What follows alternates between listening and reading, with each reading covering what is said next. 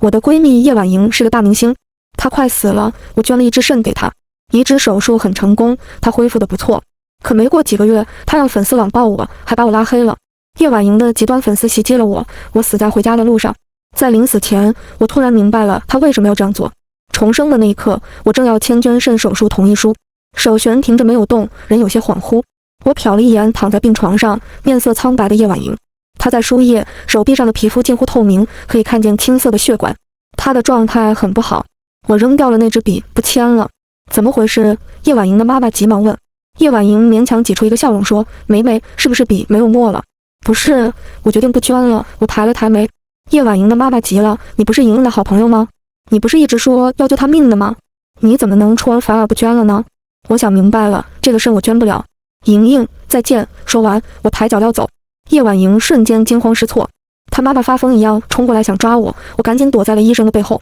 病房一阵鸡飞狗跳，医生们拦住了她。我走出了病房。既然上天再给我重生一次的机会，我又怎么会重蹈覆辙？叶婉莹，就留着她自生自灭吧。回到家第一件事就是收拾行李，我决定找个安全的地方去躲一躲。即将发生的事情一定不简单。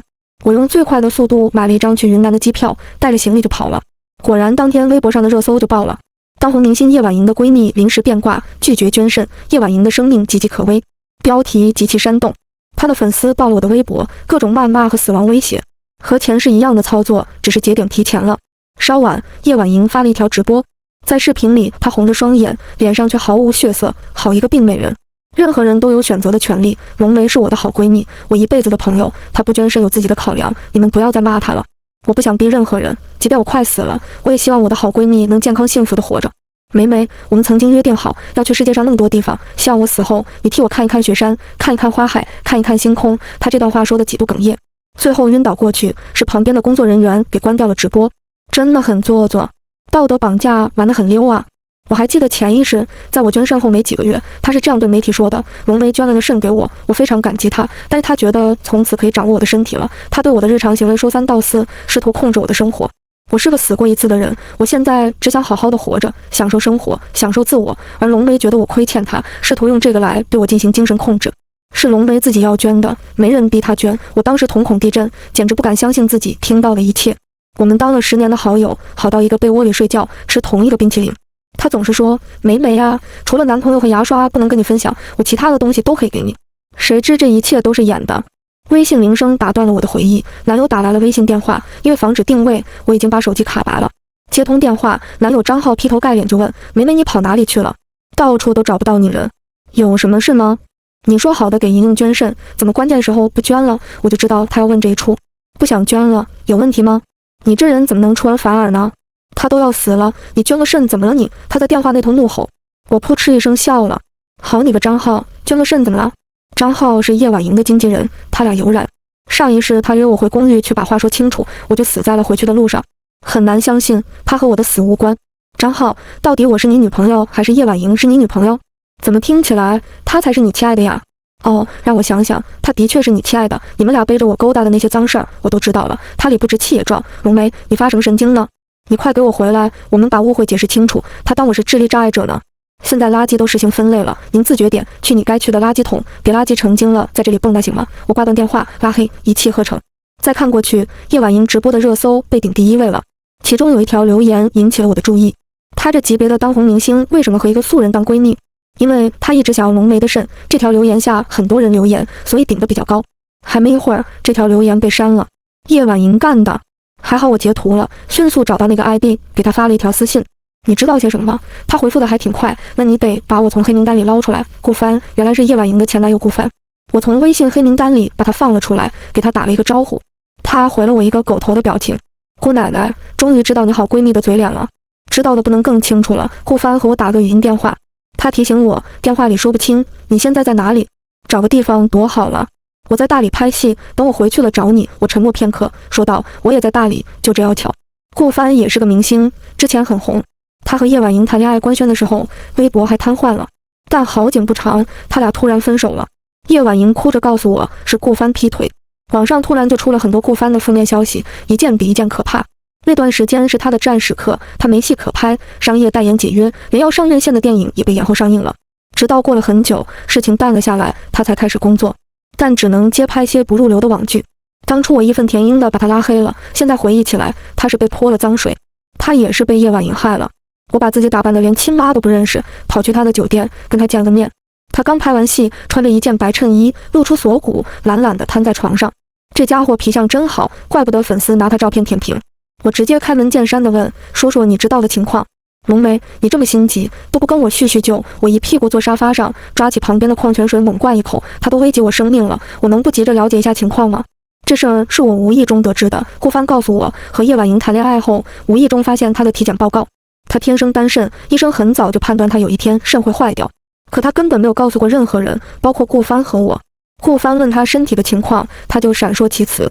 她太害怕顾帆因为这件事情跟她分手，于是说不用担心肾源的问题，他们家很早的时候就已经给她配型，找到了肾源，需要的时候随时可以换上。顾帆当时还在想，他怎么这样有信心，人家随时会给他提供肾源。可我捐肾的新闻一出，他联想到早些时候叶婉莹给他说的话，就知道那个很早被盯上的肾是我的。其实你只是一个养在他身边的活体肾源，顾帆说。知道这件事情，所有的一切都解释得通了。上一世，经过几个月，他发现自己的身体和我的肾兼容得挺好，于是他打起了我另外一只肾的主意。活人是不可能再捐另外一只肾的，但死人可以啊。他当初说自己要捐遗体，忽悠着我也一起签署了捐献遗体的协议。只要我死了，他动用点手段，不就可以顺利拿到我另外一只肾了吗？想通了这一切后，我打个寒战。你现在非常危险，得躲好了，千万不能让他和他的狗腿子找到你。躲得过初一，躲不过15，防守不如主动出击。我要活命，你要洗白。顾帆要不要跟我合作？他眉头一挑，问：他是当红明星，能量大，你一个小小素人，你能干啥？别忘记了，我可是叶婉莹最好的闺蜜啊。她的事情我还是知道不少的。成交，两人一拍即合。这段时间网上有不少鼓吹人只需要一个肾就足够了的洗脑言论，我猜叶婉莹的营销团队也起了不少作用。叶婉莹的一通骚操作让粉丝们愤怒了，不少铁粉为了救她去医院排队做配型。她走了狗屎运，真有个粉丝和她配型配上了。看到这个消息，我知道自己该出场了。我把她的微信从黑名单拉出来，给她发了个消息。当天我就买了机票回去了，并光明正大的去了她所在的医院。围着医院的媒体对着我狂按相机，搞得我是个大明星一样。我走进病房，见到了愈加憔悴的叶婉莹，也看到了张浩这个狗男人。当初他说肥水不流外人田，就把我介绍给了张浩。他嘴唇微动，看了一眼旁边的张浩，张浩知趣地退了出去。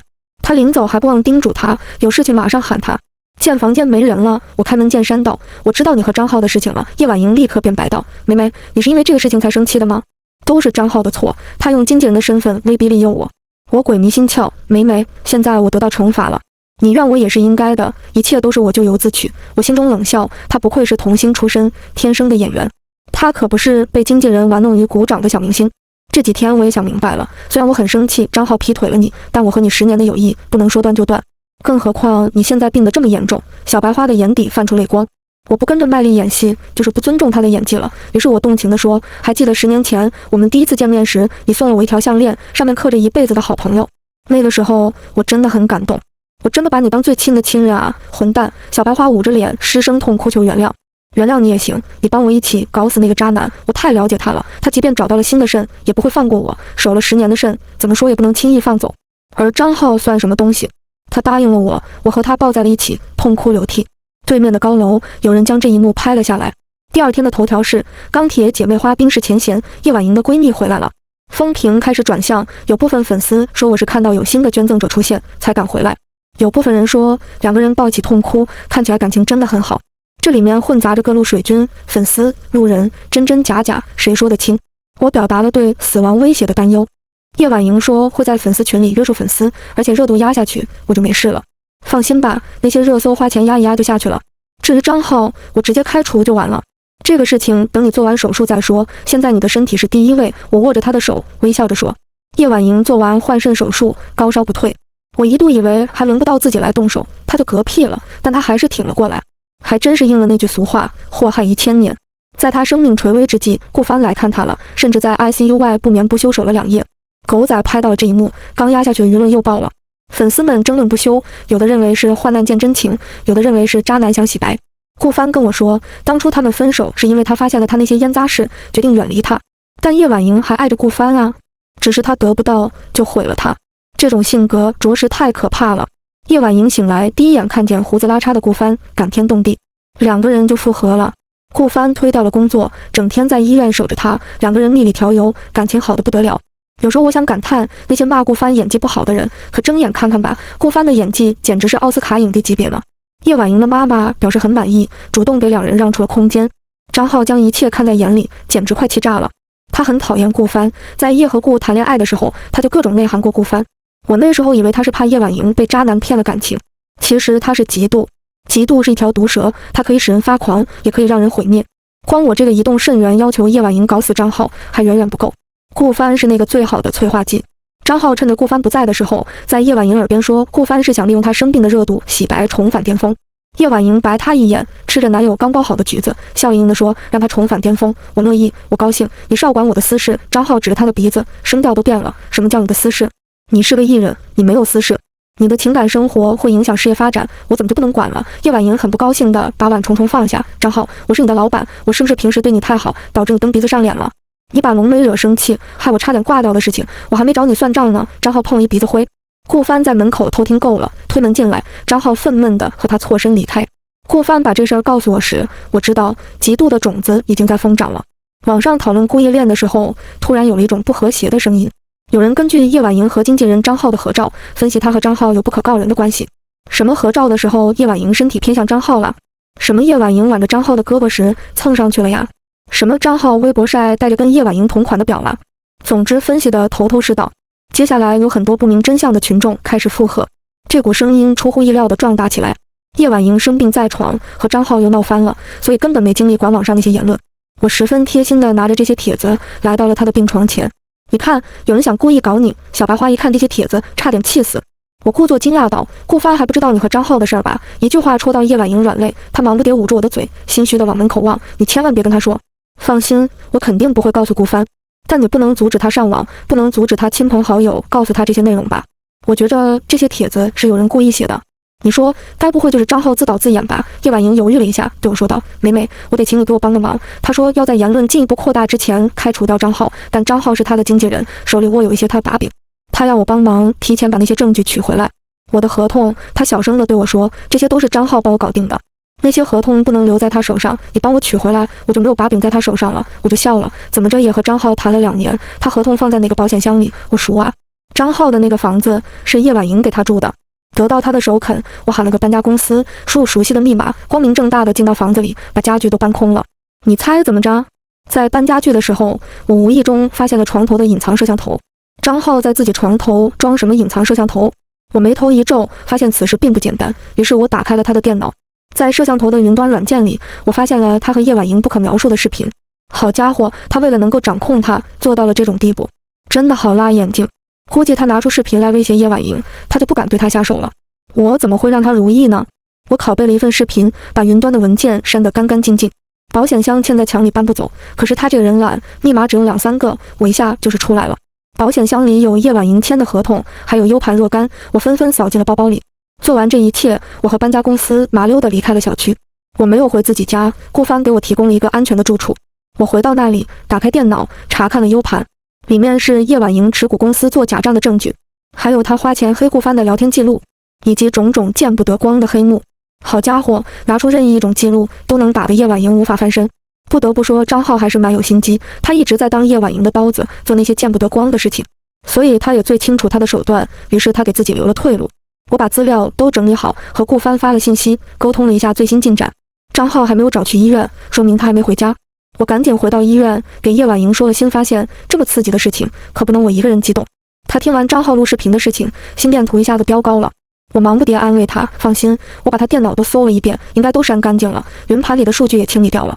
这个烂人，他咬牙切齿道，他可能只是把张浩当成一个玩物，一个工具，却没有料到反被这个人阴了一手。我知道他和张浩之前的嫌隙是不可能修补了。张浩的电话打来了，他正在气头上，用免提接起来，就听见他在电话那头嘶吼：“你把我家都搬空了，你是什么意思？我保险箱里的东西呢？我给他留了个纸条，不然他回家还不知道是谁干的呢。”叶婉莹吃惊地看我一眼，他只是喊我去偷偷拿合同，没想到我去搬家了。但是张浩的气焰成功刺激到了他，他骂道：“你在床头安摄像头什么意思？”张浩那头一下子失语了。顿了一会儿，他说：“莹莹，因为我爱你啊，我不仅仅想当你的经纪人，我还想当你的丈夫。”我只是留下我们爱的证据，每天看看而已。我的隔夜饭都快吐出来了。小白花脸色变得十分难看，先给了他一顿国骂，然后接着说：“你只是我雇佣的经纪人，你对我产生的非分之想，那都是做春秋大梦。你若是安安静静不闹幺蛾子，咱们好聚好散；你如果非要撕破脸，那咱们谁都别好过。要知道那些事情都是你做的，你也是帮凶。”他骂完掐断了电话，回头对我说：“你怎么把他家搬空了？因为我不确定他在哪个家具里面藏些什么合同之类的东西，干脆全搬回来了。他那个人鸡贼得很，保险箱只是个障眼法。莹莹，他那个人太狠毒了，不是我搬空他家，根本发现不了摄像头呢。接下来我们该怎么办呢？”他突然话锋一转，对我说：“梅梅，你先把搜到的东西都拿给我吧。经过了捐肾风波，他对我也无法完全信任了。也可以说，他从来没对我推心置腹过。所以这一次我了解到这么多内幕，令他害怕了。我当然是点头同意了。家具都在搬家公司的车上待着呢，他要就给他好了。至于视频等电子文件，他想要多少，我拷贝多少。”叶婉莹的妈妈亲自去处理了那些家具和 U 盘，至于合同也拿走了几份，但我无所谓，因为重要的东西我已经藏好了。小白花应该和张浩聊过了，我不知道他们之间有什么交易，但张浩没有下一步的举动。小白花出院前和捐肾的粉丝一起拍了个合影，两个人的床靠在一起，他和粉丝手拉手，他精心装扮的脸上挂着浅浅的微笑。媒体拍了一张照片，配文：“铁粉捐肾让当红女星叶婉莹活了下来，也感激涕零，发誓报答铁粉。”我看着虚弱的粉丝，很担忧他的未来。上一世和他一起拍照片的是我，他都快死了，还不忘闯热度。我和他的床挨在一起，他和我手拉手，无声的流泪。那张照片里，他有一种脆弱的美，被粉丝评为仙女落泪。我以为是媒体自己找来搞个大新闻，现在想想还太天真。做完手术后，我的身体大不如以前。我才23岁啊，可我连1袋米都提不动，甚至抱不起小狗，走2层楼就会气喘吁吁。我不能熬夜，不能吃烧烤，既油炸既辛辣，但我不后悔，因为我救了最好的朋友的命。可我发现他没过几个月就开始流连夜店、喝酒、吸烟，熬夜一样不落，根本不爱惜自己的身体。我很严肃地批评了他，因为我没有第二个肾给他了。谁知人家就是惦记着我第二个肾。叶婉莹轻拍我的手背，打断了我的回忆。我扶着他离开了医院，外面有大片的媒体和粉丝包围，保安给我们开出了一条道。上了保姆车后，我透过车窗看向外面。突然，我在粉丝群里看见了一张熟悉的脸，是他，那个杀死我的极端粉丝。血液一瞬间凝固了，我甚至感觉到脖子剧痛，仿佛动脉血喷薄而出。我下意识地捂住了脖子，冷汗冒了出来，浸湿了后背。我感觉到天晕地转，几乎晕厥。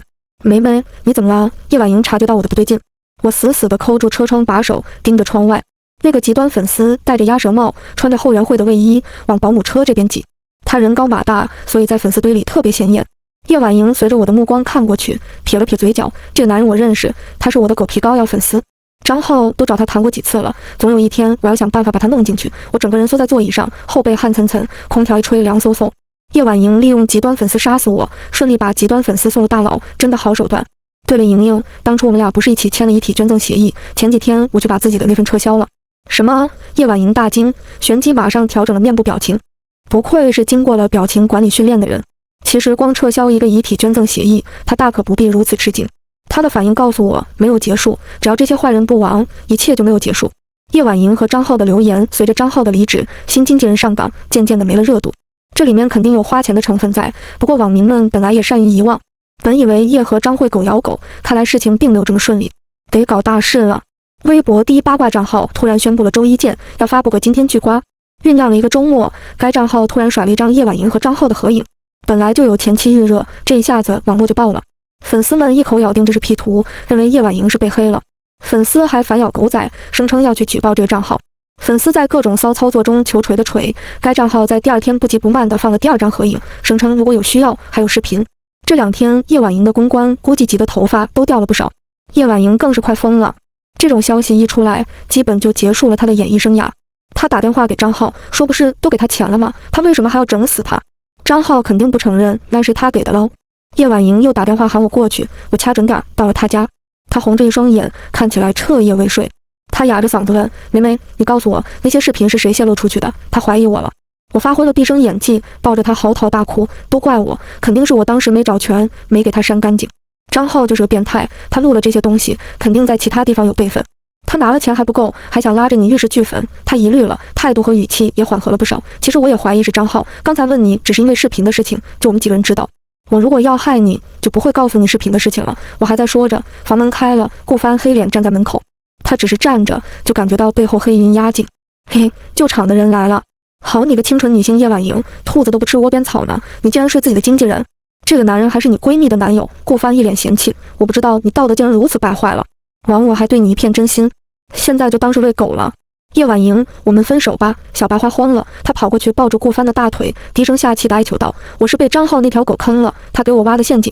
你先消消气，我肯定会给你个交代。”顾帆奥斯卡影帝附体，冷冷道：“我已经受够了你的虚伪，我们到此为止。”他捏着他下巴，霸道总裁上身：“你之前坑害我的那些事儿，我还没跟你计较呢。”说完甩脸子拔腿就走，走之前给我递了个眼神：“快走！”我可不走，我要看着叶婉莹建立起来的帝国一步步坍塌。八卦账号没有甩视频到网上，那种东西污染吃瓜群众的眼睛。但是叶婉莹偷吃经纪人的事情已经铁板钉钉，洗不白了。张浩的身份还是叶婉莹闺蜜的男友。这时候网民在回看闺蜜龙梅拒绝捐肾的新闻，终于明白了背后的故事。这时候叶婉莹只能硬着头皮发了一则小作文。首先，她对粉丝和网友进行了道歉，深刻反思自己的所作所为。话锋一转，矛头指向经纪人，声称张浩为了控制自己不择手段，用下作方法引诱他，并录下视频作为威胁。他被录下视频后，每日活在惊恐之中，身体状态每况愈下，最后严重到必须换肾维持生命。他几度想了断自己，却因为家人和粉丝的支持，坚强地活了下来。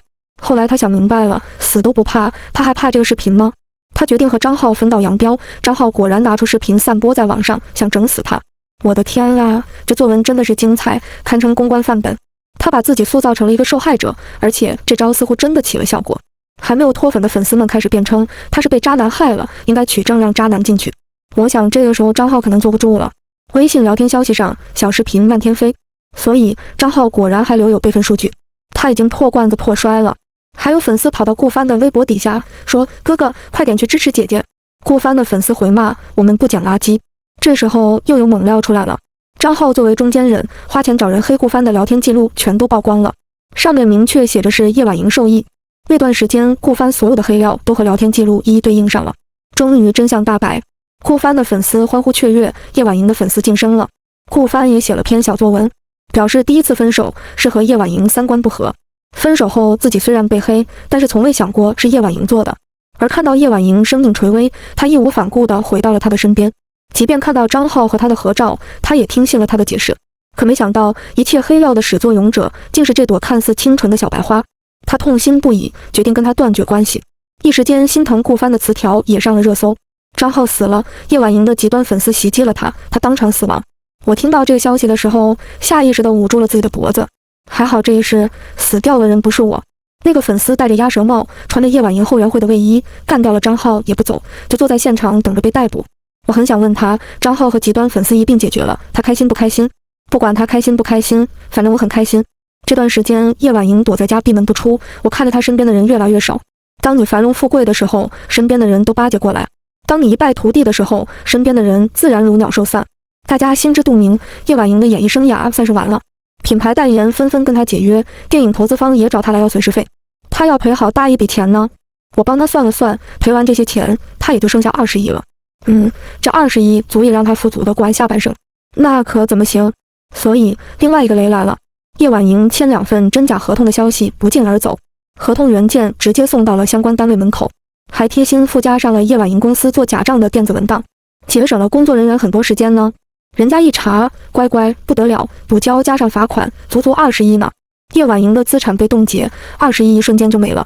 现在她就是个素人，又穷又虚弱的素人。经过这一系列的打击，她的身体也扛不住了。也许本来那颗肾就跟她适配的不好，她出现了严重的排反应。她紧急入院，下了病危通知书。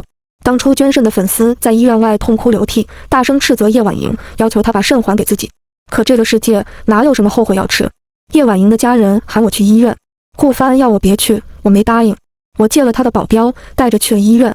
我说要跟叶婉莹单独谈谈，把她妈妈请出了病房，保镖把门口一守，苍蝇难入。叶婉莹在病床上打着点滴，吸着氧，看起来特别脆弱。才短短2个月，她根本无法接受自己一败涂地的现实。她的睫毛翕动，看起来像是一只小蝴蝶。我知道她没有睡着，她每次装睡，睫毛都会不停地颤动。莹莹，我来了。她睁开眼睛，虚弱的想要坐起来。我扶她起来，帮她在背后垫了个枕头。梅梅，救救我，我快要死了。只有你能救我。他抓着我的手，仙女落泪。可这装给谁看呢？我恶心地抽回手去，笑道：你又想要我捐肾呢？梅梅，你一直是我的好闺蜜，你也不想我死的，对不对？我看着这朵白莲花，突然憋不住笑了。还真不是，恰恰相反，我巴不得你早点死呢。这次换叶婉莹瞳孔地震了，她嘶哑着声音低吼道：为什么？他们都抛弃了我，连你也要抛弃我吗？给你说个故事好不好？我做了个梦，梦见那次我捐了一个肾给你，你恢复得很好，可是单单一个肾怎么够你做呢？而我恰好在你蒙骗之下签署了遗体捐赠协议，所以你诱导极端粉丝杀死了我，抢走了我另外一只肾。你说我该不该恨你？叶婉莹哭泣道：不对，那只是一个梦，你不该因为梦而恨我。我摇摇头说：你错了，那是真实发生的事情。你再仔细想一想，你把我留在身边的目的是为什么？我不出击，死的就是我。叶婉莹身体剧烈地颤抖起来，所以这一切都是你干的。我没有回答她，只是盯着她的眼睛，笑盈地说：你猜。浓眉，你这个死女人，你不得好死！叶婉莹挣扎着想掐我，可她身体太虚弱了，她猛地从床上摔到了地上，摔的一声巨响。我没有去扶叶婉莹，转身带着保镖扬长而去。等待她的是什么呢？肾衰竭死亡，还是再换一颗肾？后者的概率很低，她的生死已经跟我没有关系了。走出医院，顾帆给我打个电话：都搞定了吧？要不一起吃个饭？我订了个餐厅。不用了，我还有事。女人，你知道你拒绝的是谁吗？知道啊，奥斯卡一猪，霸道总裁上身，顾帆司机，但我是打不到的小超人浓眉啊。之前一直想去海边旅游来着，时不我待，明天就动身吧。